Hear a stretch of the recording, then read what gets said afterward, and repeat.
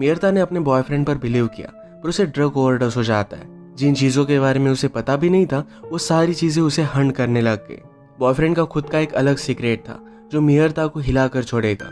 Hello friends, आज मैं आपको डोंट किल मी ये 2021 की एक हॉरर थ्रिलर मूवी एक्सप्लेन करने वाला हूँ। अगर आपको एक्सप्लेनेशन अच्छा लगता है तो प्लीज़ इसे लाइक और कमेंट जरूर कर दीजिएगा। बिना किसी देरी के एक्सप्लेनेशन स्टार्ट करते हैं। मूवी स्टार्ट होती है और हम हमारी मेन कैरेक्टर मियरता उसके बॉयफ्रेंड रॉबिन को देखते हैं। ये दोनों माउंटेन पर कार से जा रहे थे। रॉबिन ने अपनी आंख बंद कर ली थी। वो मियरता पर ट्रस्ट कर रहा था कि उसे सही रास्ता दिखाएगी। इसी फन और एडवेंचर करते उन्हें बहुत ही मजा आ रहा था। अचानक से उनके सामने एक ट्रक आ जाता है। मियरता ने डर कर रॉबिन से कहा कि प्लीज अपनी आंखें खोल लो। रॉबिन उसकी बात नहीं मानता। मियरता जोर से चिल्लाती है पर बार बार वहां से वो बच गए थे। वो कहती कि तुम्हें किसी भी चीज को इतना एक्सट्रीम नहीं लेकर जाना चाहिए। रॉबिन के बारे में उसके पेरेंट्स ने उसे वार्न किया था पर मियरता ने कभी भी उनकी बात मानी नहीं थी। रॉबिन ड्रग्स करने लग जाता है तो मियरता ने कहा कि तुम्हें इसे छोड़ देना चाहिए। रॉबिन ने कहा कि अगर मैंने तुम्हें कहा कि तुम्हें भी ये ट्राई करना चाहिए तो तुम नहीं करोगे, तो इस तरीके से हम एक दूसरे को ऑर्डर नहीं दे सकते। मियरता ने कहा कि मैं तुम्हारे साथ ट्राई कर सकती हूँ। पहले तो रॉबिन इसके लिए उसे मना करता है पर बाद में वो मान गया। रॉबिन ने कहा कि हम दोनों जब एक साथ हैं तो हमें कोई भी जुदा नहीं कर सकता, कुछ भी हो जाए पर फिर भी हम दोनों एक दूसरे के पास ही वापस आ जाएंगे। मियरता भी उसके साथ ही रहने का प्रॉमिस कर दिया। इसके बाद उन दोनों ने नशे किए और ड्रग ओवरडोज की वजह से दोनों की डेथ हो गई थी। रॉबिन का इस दुनिया में कोई भी नहीं था पर मियरता के पेरेंट्स बहुत ही अपसेट हो गए थे। मियरता के फादर सारा दोष रॉबिन को देते। अगर उसकी लाइफ में ना होता तो ऐसा कुछ भी नहीं होता। मदर ने कहा कि हम मियरता को अकेला बरी नहीं कर सकते। उसकी अगर कोई लास्ट विश होती तो रॉबिन के साथ बरी होना यही होती। मदर की जिद की वजह से फादर भी मान गए और उन दोनों को बरी कर दिया जाता है। थोड़ा टाइम गुजर जाने के बाद अचानक से मियरता की ग्रेव टूट गई और वहां से वो बाहर आ गई। जब उसने पास रॉबिन की ग्रेव देखी तो इससे वो बहुत ही ज्यादा डिस्टर्ब हो गई। वहां से बाहर निकलकर वो चलने लग गए। तभी उसे कॉलेज की याद आती है। फुरेरा नाम का एक लड़का था जो आकर मियरता और उसकी फ्रेंड को उसकी गाड़ी में बैठने के लिए कहता है। मियरता की फ्रेंड ने उसकी इंसल्ट कर उसे जाने के लिए कहा था। उसी गाड़ी में रॉबिन बैठा था और ये दोनों एक दूसरे को फर्स्ट टाइम वहीं पर देखते हैं। एक दिन मियरता अपने फ्रेंड के साथ पार्टी में गई थी। फ्रेंड जरा बिजी हो गई तो मियरता रॉबिन को नोटिस कर दिया। रॉबिन ने भी उसे नोटिस किया और वो डायरेक्टली उसके पास आने लग गया। मियरता वहां से भागने लग गई और रॉबिन उसे पकड़कर उठाकर फिर से पार्टी में लेकर आता है। इंस्टेंटली ये दोनों एक दूसरे को लाइक करने लग गए थे और एक साथ डांस करते हैं। थोड़ा टाइम गुजर जाने के बाद इनकी रिलेशनशिप बहुत ही अच्छे से चल रही थी। एक दूसरे के साथ ये बहुत सारा टाइम स्पेंड करते थे। फिर से हमारी मूवी प्रेजेंट में आती है। मियरता चलकर अपने घर आ गई। उसे भूख लगी थी तो फ्रिज में का खाना खाने का और ट्राई करती और उसे उल्टी आ गई। उसने मदर और फादर के रूम में जाकर देखा तो दोनों सो रहे थे पर डोर खुला था और इसी वजह से मदर जग जाती है। मियरता अपने रूम में गई और मदर भी वहां पर आने लग गई। उसकी आवाज सुनकर मियरता ने डोर बंद कर लिया। मदर को लग रहा था कि वो सदमे में है और इसी वजह से मियरता को देख पा रही है। वो कहती कि प्लीज डोर खोल दो। मियरता ने डोर खोला तो मदर उसे हाथ लगाकर देखती है और मियरता वहां से भाग गई। मदर की आवाज सुनकर फादर भी वहां पर आ गए। उन्हें लगता है कि मदर ग्रीव में है और इसी वजह से उसे ये सब चीजें दिख रही है। मियरता जंगल से होते हुए जा रही थी तो एक बहुत सारे लोग टॉर्च लेकर उसे ढूंढने की कोशिश कर रहे थे। उसका नाम लेते और बाहर आने के लिए कहते। वो ट्री के ऊपर चढ़ गई थी और उसे कोई भी ढूंढ नहीं पाता। उसके फटे हुए कपड़े उन्हें दिख जाते। मियरता वहां से भागकर फिर से रॉबिन की ग्रेव के पास आई। वहां पर लिखा था कि तुम्हारा सफर पीसफुल हो और ये मैसेज बेनाडांटी एक ऑर्गेनाइजेशन की तरफ से था। मियरता ने नोटिस किया कि अचानक से उसके हाथ काले पड़ रहे। वहां से भागे और थोड़ी देर में उसकी पूरी बॉडी पर वैसे ब्लैक मार्क्स आने लग गए थे। उसे बहुत तकलीफ होने लग जाती है। वो पास के कैफे में गई और वहां के वॉशरूम में उसने अपने नेल्स को चेक किया जो निकल रहे थे। स्लोली उसकी बॉडी सड़ रही थी। उसकी आंखें पूरी तरीके से काली हो गई। उसने अंदर से सनग्लासेस चुरा लिए और वो एक क्लब में आ गए। क्लब में उसे एक आदमी ने अप्रोच किया जो उसे घर लेकर जाना चाहता था और मियरता वहां से चली जाती है। पार्टी में उसने रॉबिन के फ्रेंड फेरेरा को देखा।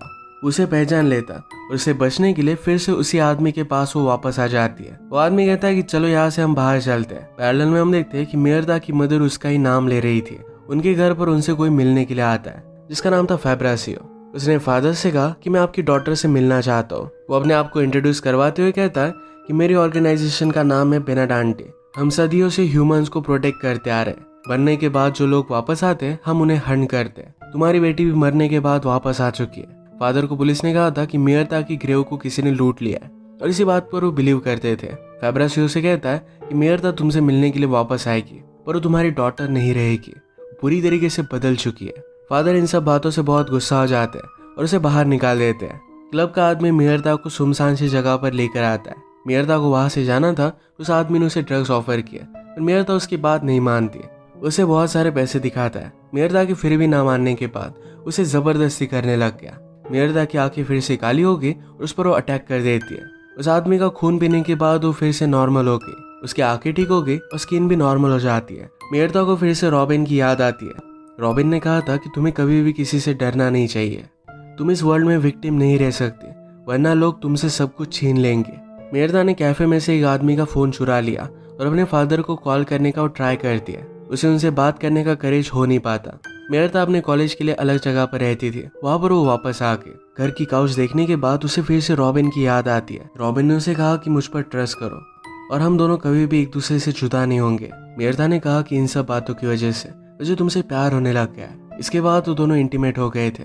मियरता वही काउच पर सो गए, पर थोड़े टाइम में उसके फादर अपनी गर्लफ्रेंड के साथ वहां पर आ गए। मियरता को अपने फादर के अफेयर के बारे में पता नहीं था। उसकी डेथ के लिए फादर अपने आप को दोषी मान रहे थे। वो गर्लफ्रेंड से कहते कि मुझे रॉबिन और उसके बारे में पता था, पर फिर भी मैंने उन दोनों के लिए एक फ्लैट लेकर दिया, मुझे उसे इतनी फैसिलिटीज नहीं देनी चाहिए थी। गर्लफ्रेंड ने कहा कि इसमें तुम्हारा कोई भी दोष नहीं है। मियरता की पर्सनैलिटी वैसी थी, जो हुआ वो कभी ना कभी तो होने ही वाला था, तो अपने आप को दोष मत दो।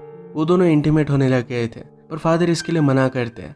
गर्लफ्रेंड को मियरता की आवाज आई और देखने के लिए चली गई, तो मियरता ने उस पर अटैक कर दिया और उसे मार डाल दिया। फादर भी देखने के लिए आए तो उनकी भी वो पास आ रही थी, पर अचानक से घर में लोग अंदर घुस आते हैं। उन्होंने डायरेक्टली मियरता को शूट कर दिया। फादर ने उन्हें रोकने की कोशिश की, पर उन्हें भी वो मार डालते हैं। गोली लगने के बाद भी मियरता जिंदा थी। उसे बेहोश करने के लिए शॉक देने वाले थे, पर मियरता छुप गई। वहां से भागने के लिए खिड़की तोड़कर डायरेक्टली बिल्डिंग से जंप मार देती है। नीचे भी एक आदमी था जो उसे बहुत बार शूट करता है।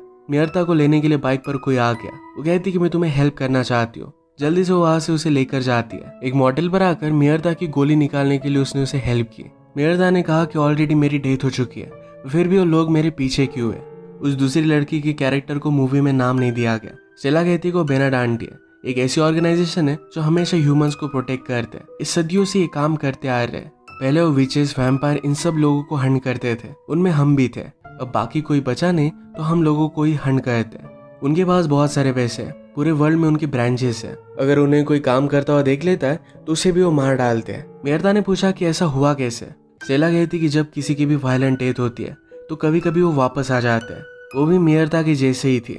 एक बार कुछ लड़कों ने उसे जबरदस्ती की थी और उनके लिए वो भारी पड़ रही थी। उन लड़कों ने फिर वायलेंटली उसे मार डाला था। स्टेला ने वापस आने के बाद सब लोगों से बदला लिया और रात में स्टेला अलग अलग जगह पर घूमकर अगर किसी के साथ कोई गलत कर रहा है तो उन्हें वो मार डालती है।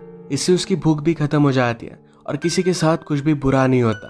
अपने शिकार को बेहोश कैसे करना है, कैसे खाना है, ये सब कुछ स्टेला मियरता को सिखा देती है। वो किसी भी आदमी को मरने के बाद नहीं खा सकते, उसे वो जिंदा ही चाहिए। एक लड़का एक लड़की के साथ जबरदस्ती कर रहा था तो ये दोनों मिलकर उसे मार डालते हैं। इसके बाद वहां से वो भाग रहे थे। मियरता ने कहा कि मुझे रॉबिन के पास वापस जाना है, शायद वो वापस आ जाए। स्टेला ने कहा कि हर कोई वापस नहीं आता। मियरता इस बात के लिए नहीं मानने वाली थी और स्टेला भी गाड़ी नहीं रोकने वाली। चलती गाड़ी से मियरता नीचे कूद गई। वो डायरेक्टली रॉबिन के ग्रेव के पास आए। वहां पर उसे रॉबिन का फ्रेंड फेरेरा दिखा। फेरेरा नशे में था तो उसे लगा कि शायद मियरता को देख पा रहा हो। मियरता फिर उसके साथ उसके घर पर आ जाती है। फ्रेश होने के बाद मियरता ने अपने बारे में सब कुछ उसे बता दिया। फेरेरा कहता है कि जिस तरीके से तुम लोगों की हंड करती हो वैसे रॉबिन ने उसके फ्रेंड की हंड होती देखी थी। उसका भी किसी ने जिंदा खून चूस लिया था। उसके बाद रॉबिन अजीबोगरीब लोगों के साथ रहने लग गया था। मियरता को इस बारे में पता नहीं था। फेरेरा कहता है कि तुम रॉबिन की फर्स्ट प्रायोरिटी थी, उसके बाद ही बाकी कोई और आता था। उसका हाथ लेता है और उसने म्यूजिक चलाया। उसके साथ वो डांस करने लग गया। वो कहता है कि मैं बहुत टाइम से तुम्हें पाना चाहता था। उसे किस करने लग गया। मियरता कहती कि इसका अंत बहुत बुरा होगा। फेरेरा मानता नहीं और मियरता उसे मारने के लिए आ रही थी तो खुद अपना गला काट लेता है। स्टेला जिस जगह पर छुपी हुई थी वहां पर फेब्रासियो के आदमी आ जाते हैं, उसे मार मार कर और फाइनली शॉक देकर उसे बेहोश कर देते हैं। मियरता गुस्से में रॉबिन के ग्रेव तक आई। उसने ग्रेव को तोड़ दिया तो देखती कि अंदर कोई भी नहीं है। वहां पर भी फेब्रासियो के आदमी आ गए थे। वो भी मियरता को शॉक देकर बेहोश कर देते हैं। जब वो उठी तो बंदी हुई थी। फेब्रासियो ने कहा कि हम तुम्हें ऐसे ही मार नहीं सकते, तुम बहुत स्ट्रांग हो। तुम्हें खाना नहीं मिलेगा तो तुम्हारी बॉडी सड़ने लग जाएगी। हम तुम्हें बहुत मारेंगे जिससे तुम फास्ट मरोगी।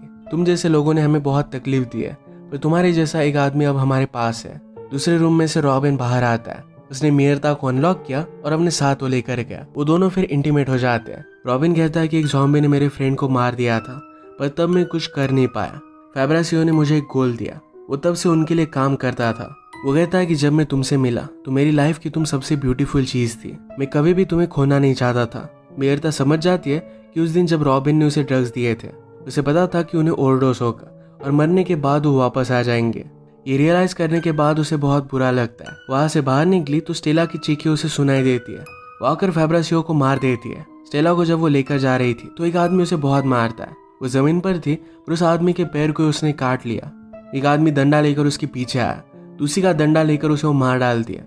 इसके बाद वो बहुत सारे लोगों को फाइट करती है। ये दोनों जल्दी से गाड़ी के पास पहुंचे, तभी रॉबिन उन्हें रोकने के लिए आ जाता है। रॉबिन ने कहा कि तुमने मुझे प्रॉमिस किया था कि तुम हमेशा मेरे साथ रहोगी। मियर्ता कहती कि डिसीजन तुम्हें मुझे लेने देना चाहिए था। अब वो इमॉर्टल हो चुकी थी। रॉबिन कहता है कि ये गिफ्ट है। मियर्ता कभी भी ऐसा बनना नहीं चाहती थी। वो टेजर लेती है और रॉबिन को शॉक लगाकर बेहोश कर देती है। वो दोनों जल्दी से वहां से भाग गए। स्टेला ने मियर्ता से कहा कि तुम बहुत ही पावरफुल हो, तुम्हें अपने पावर्स का अच्छे से यूज करना चाहिए। जो लोग बुरा काम करते हैं उन्हें वो हंट करने वाले हैं। इसी के साथ मियर्ता अपना मिशन स्टार्ट करती है। अगर आपको एक्सप्लेनेशन अच्छा लगा तो प्लीज़ से लाइक और कमेंट जरूर कर दीजिएगा। बहुत सारी मूवीज़ लेकर आते रहता हूँ, तो प्लीज़ चैनल को सब्सक्राइब कर दीजिए और बेल नोटिफिकेशन आइकन देना मत भूलिएगा। फिर से मिलेंगे और एक न्यू मूवी के साथ। तब तक के लिए थैंक यू और आप अपने आप का ख्याल रखिए।